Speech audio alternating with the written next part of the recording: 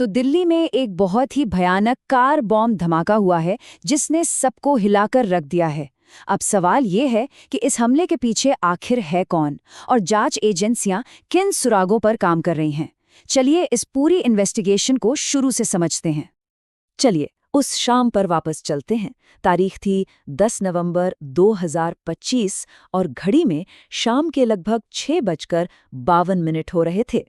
दिल्ली का ऐतिहासिक लाल किला इलाका जैसा कि रोज होता है, लोगों की चहल पहल से भरा हुआ था, लेकिन किसी को अंदाजा नहीं था कि अगले ही पल सब कुछ बदलने वाला है। और तभी लाल किला मेट्रो स्टेशन के गेट नंबर 1 के पास एक ऐसा जबरदस्त धमाका हुआ जिसकी गूंज ने पूरे इलाके को सचमुच दहला कर रख दिया। तो हुआ ये कि एक Hyundai i20 कार थी जिसमें ये ब्लास्ट हुआ, और ये कोई छोटा मोटा ब्लास्ट नहीं था। मतलब इसकी ताकत इतनी ज्यादा थी कि आसपास खड़ी कई गाड़ियों में आग लग गई। आप सोच सकते हैं चारों तरफ कैसा माहौल होगा, सिर्फ चीख पुकार और अफरा तफरी। देखिए, ऐसे हमलों में सिर्फ दहशत नहीं फैलती, इसका सबसे बड़ा असर इंसानी जिंदगियों पर पड़ता है। तो सवाल ये है कि नुकसान आखिर कितना बड़ा था। शुरुआती रिपोर्ट्स में जो आंकड़ा सामने आया है वो दिल दहला देने वाला है। इस धमाके में 13 लोगों ने अपनी जान गंवा दी। सोचिए, 13 परिवार जिनकी दुनिया एक ही पल में उजड़ गई।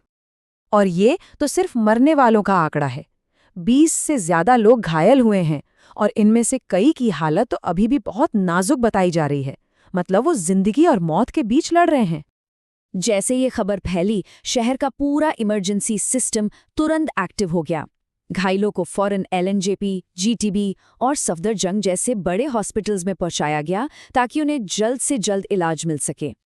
हमले के फौरन बाद देश की टॉप इन्वेस्टिगेशन एजेंसियां एक्शन में आ गईं। तो शुरुआती जांच से पता क्या चला है? और जांच में जो बातें सामने आईं वो सच में चौंकाने वाली हैं।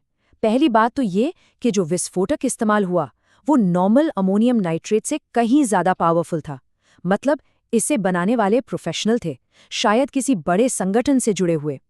दूसरा, जिस कार में ब्लास्ट हुआ उसका रजिस्ट्रेशन नंबर ही फर्जी निकला, और तो और उसे हाल के महीनों में कई बार बेचा गया था ताकि उसकी असली पहचान छुपाई जा सके।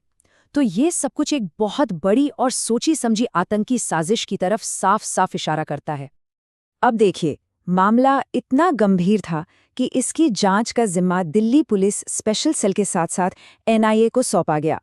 और एनआईए, जैसा कि हम जानते हैं, भारत की वो प्रीमियर एजेंसी है जो आतंकवाद से जुड़े सबसे पेचीदा मामलों को देखती है। तो अब सबसे बड़ा सवाल, इस भयानक हमले के पीछे आखिर है कौन? जैसे जैसे जांच आगे बढ़ रही है, एक मुख्य संदिग्ध और उसके खतरनाक नेटवर्क की तस्वीर धीरे धीरे साफ होती जा रही है। जांच के सेंटर में जो नाम आया है वो हैं डॉक्टर उमर मोहम्मद। एजेंसियां मान रही हैं कि इस पूरी साजिश का एक मास्टरमाइंड यही हो सकता है। तो शुरुआती जानकारी क्या कहती है? कहती है कि डॉक्टर उमर मोहम्मद के तार पाकिस्तान के आतंकी संगठन जैश-ए-मोहम्मद से जुड़े हो सकते हैं, और इसी कनेक्शन के चलते उत्तर प्रदेश और हरियाणा से 9 लोगों को हिरासत में भी लिया गया है जिनका सीधा लिंक उमर से बताया जा रहा है। और अब वो जानकारी जो बताती है कि खतरा शायद कहीं ज्यादा बड़ा था। जांच में इस नेटवर्क से जुड़ी 1-2 नहीं बल्कि पूरी 32 गाड़ियों का पता चला है। 32! इससे ये डर और गहरा हो गया है कि ये सिर्फ एक हमला नहीं था, बल्कि ये सिलसिलेवार हमलों की एक बड़ी प्लानिंग का हिस्सा हो सकता है। अब जाहिर है, इतने बड़े आतंकी हमले के बाद सरकार की तरफ से भी बहुत सख्त रिएक्शन आया है। चलिए देखते हैं कि ऑफिशियली क्या-क्या कदम उठाए गए हैं। गृह मंत्री अमित शाह ने एक बहुत ही कड़ा संदेश दिया। उन्होंने साफ कहा कि भारत पर किसी तरह का आतंकी हमला बर्दाश्त नहीं किया जाएगा, दोषियों को सबसे कड़ी सजा दी जाएगी। वहीं प्रधानमंत्री नरेंद्र मोदी ने भी मृतकों के परिवारों के लिए मुआवजे का ऐलान किया, और साथ ही उन्होंने सिक्योरिटी एजेंसीज को इस मामले में सख्त से सख्त एक्शन लेने के निर्देश दिए हैं। तो अभी दिल्ली में हालात कैसे हैं?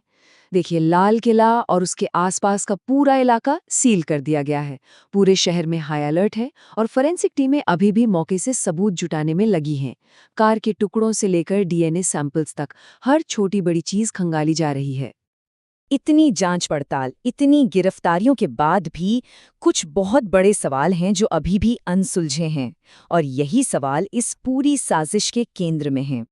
पहला और सबसे बड़ा सवाल, इतना पावरफुल विस्फोटक आखिर आया कहाँ से? इसकी सप्लाई चेन क्या थी?